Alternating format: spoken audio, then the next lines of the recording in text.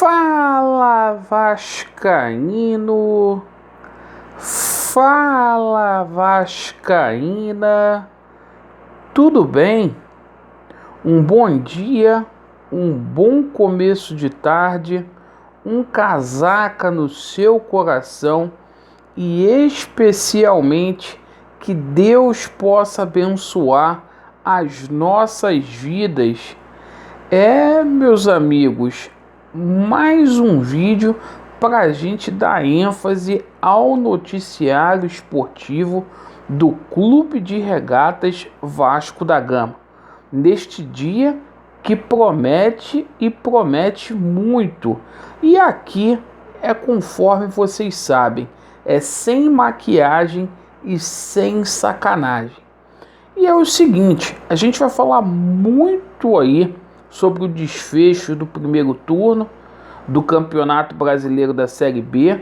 O Vasco da Gama jogou ontem, atuação pífia, apática, diante de 20 mil vascaínos em São Januário. Já vamos falar sobre a partida aí do Vasco da Gama contra o Vila Nova, que abre aí o retorno. Iremos abordar a situação aí envolvendo reforços, jornalista aí prometendo Marcinho, prometendo Paulinho, e vamos falar a realidade dos fatos aí, como que anda a situação do transferban, o Vasco que continua impedido aí de inscrever jogadores, né?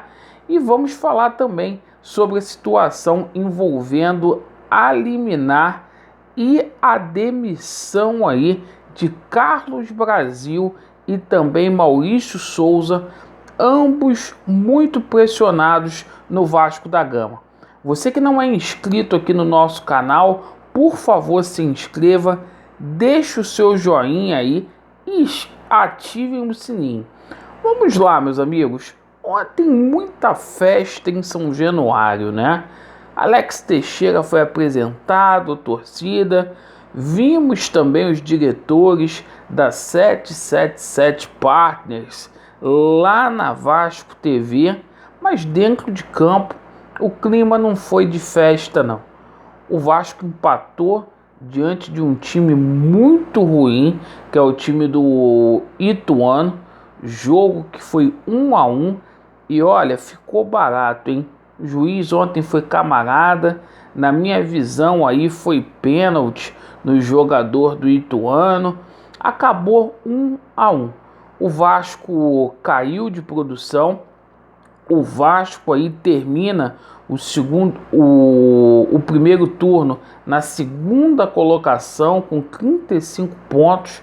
O Vasco está a 6 pontos aí à frente da Tombense, que é o quinto colocado, né? A Tombense que venceu ontem e chegou a 28 pontos. O Vasco tem 35. Agora é esquecer essa partida pífia, pensar no segundo turno. O Vasco já joga aí com Vila Nova no sábado às 16 horas.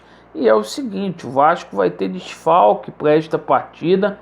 O nosso zagueiro, capitão Anderson Conceição, tomou o terceiro cartão amarelo. O Riquelme ontem saiu de muleta dos vestiários. E é o seguinte, né? A gente fica aguardando aí a condição aí do Palácios, se terá condição de jogo ou não. E também a situação do Figueiredo. Figueiredo vai, fica, estamos aguardando aí para poder ver. Mas falando das coisas aí extra-campo, né, meus amigos? Hoje, né, o jornalista Flávio Dias prometeu aí Marcinho, Paulinho, mas com uma condição. A 777 Partners precisa assumir o Vasco para que tudo isso venha acontecer. É uma chantagem emocional com o torcedor do Vasco enorme. E é o seguinte, meus amigos, a realidade dos fatos ninguém conta para você. Pressão em cima dessa diretoria para simplesmente resolver a situação do transferban não é feita. Diretoria que não tem capacidade para arrumar R$ 1,5 milhão para poder pagar o Sapinto. E é o seguinte, sem resolver essa situação da Transferban aí, como que o Vasco da Gama vai fazer contratações? Até agora parece ser muito pouco esse dinheiro para quem é milionário, mas o Vasco não conseguiu ainda esse dinheiro. Parece que o Vasco aguarda aí o dinheiro vindo do City, lá dos Estados Unidos, clube do Thales Magno. O Thales Magno conseguiu aí as metas, né? E o Vasco está aguardando esse dinheiro aí para finalmente poder pagar o Sapinto. Essa é a realidade. E tem jornalista aí que, ao invés de cobrar, passa pano na cabeça dessa diretoria aí e tá prometendo. E por falar em promessas, né? Hoje a gente deve ter uma decisão no Tribunal de Justiça do Estado do Rio de Janeiro. Isto mesmo. A gente ontem teve o processo sendo distribuído para o gabinete aí da desembargadora Lúcia Regina Esteves de Magalhães. É aquela mesma que deferiu a queda da liminar na última AGE, amiga e parceira do Jorge Salgado. Vamos ver como que vai ficar essa situação. A tendência é que, como caiu na mão dessa desembargadora, que já deu uma decisão positiva aí, é que ela venha derrubar essa liminar nas próximas horas. A gente aguarda. Mas se essa situação não vier cair nas próximas horas, qual é o plano B do Vasco da Gama? Qual é o plano B? Se a gente não puder contar com a situação aí da 777 Partners, o que a gente vai fazer? Vai colocar a culpa na Alerj? Ou a gente vai tirar a responsabilidade do Jorge Salgado, que tem responsabilidade até esse processo da SAF ser concluído? São coisas que o torcedor do Vasco precisa aí entender. E sobre essa situação aí envolvendo o treinador, olha, gente, eu já estou com o pé atrás. Se esse treinador continuar no Vasco da Gama, olha, o Vasco vai passar um perrengue aí para subir. São 6 jogos aí sob o comando do Maurício Souza, pífio, que o Vasco caiu vertiginosamente.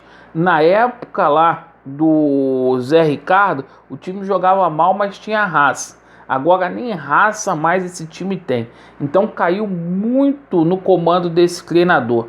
Conselheiros aí beneméritos já fazem pressão aí no Jorge Salgado para demitir esse treinador que não tem a mínima condição. Maldade que foi feita aí com o torcedor do Vasco, que muito se fala com o aval da 777 Partners, e trouxeram um treinador aí, estagiário para o Vasco da Gama, que não tem a mínima condição aí de exercer uma função de técnico no Vasco.